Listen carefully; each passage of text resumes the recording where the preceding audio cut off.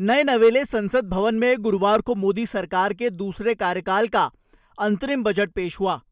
Budget भाषण के बाद खुद भारत के प्रधानमंत्री नरेंद्र मोदी मीडिया के सामने आए और बजट की खूब तारीफ की। पीएम मोदी ने बजट के लिए वित्त मंत्री निर्मला सीतारमण को बधाई भी दी। उन्होंने कहा कि ये बजट विकसित भारत को समर्पित है। आज का ये बजट इंटरिम बजट तो है ही, लेकिन ये बजट इंक्लूसिव और इनोवेटिव बजट है। इस बजट में कंटिन्यूटी का कॉन्फिडेंस है।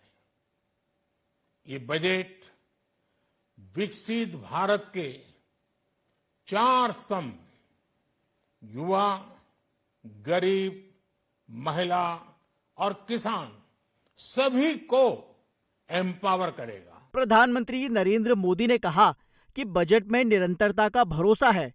ये विकसित भारत के सभी 4 स्तंभों युवा, गरीब, महिला और किसान को सशक्त बनाएगा। प्रधानमंत्री नरेंद्र मोदी ने इस बजट को 2047 के विकसित भारत की नींव भी बताया। निर्मला जी का ये बजट देश के भविष्य के निर्माण का बजट है। इस बजट में 2047 के विकसित भारत की नींव को मजबूत करने की गारंटी है। मैं निर्मला जी और उनकी टीम को बहुत बहुत बधाई देता हूं। साथियों, इस बजट में युवा भारत की युवा आकांक्षाओं का, भारत की यंग एस्पिरेशंस का प्रतिबिंब है। बजट में 2 महत्वपूर्ण निर्णय लिए गए हैं। रिसर्च और इनोवेशन पर 1 लाख करोड़ रुपए का फंड बनाने की घोषणा की गई है। बजट में स्टार्टअप्स को मिलने वाली टैक्स छूट के विस्तार का भी ऐलान किया गया है। साथियों, इस बजट में फिस्कल डेफिसिट को नियंत्रण में रखते हुए कैपिटल एक्सपेंडिचर को 11,11,111 करोड़ रुपए की ऐतिहासिक ऊंचाई दी गई है। पीएम ने बताया कि इस बजट में युवाओं के लिए अनगिनत रोजगार के नए अवसर तैयार होंगे। अर्थशास्त्रियों की भाषा में कहें तो एक प्रकार से स्वीट स्पॉट है।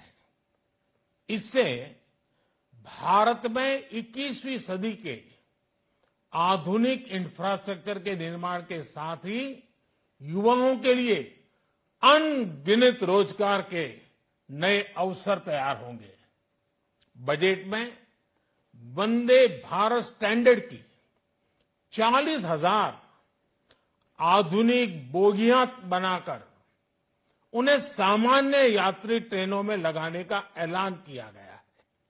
इससे देश के अलग अलग रेल रूट पर करोड़ों यात्रियों में आरामदायक यात्रा का अनुभव बढ़ेगा। प्रधानमंत्री नरेंद्र मोदी ने बताया कि गांवों और शहरों में गरीबों के लिए सरकार ने 4 करोड़ से ज्यादा घर बनाए हैं और अब सरकार ने 2 करोड़ और घर बनाने का लक्ष्य रखा है। साथ ही पहले जो 2 करोड़ लखपति दीदी बनाने का लक्ष्य था, अब इसे बढ़ाकर 3 करोड़ कर दिया गया है।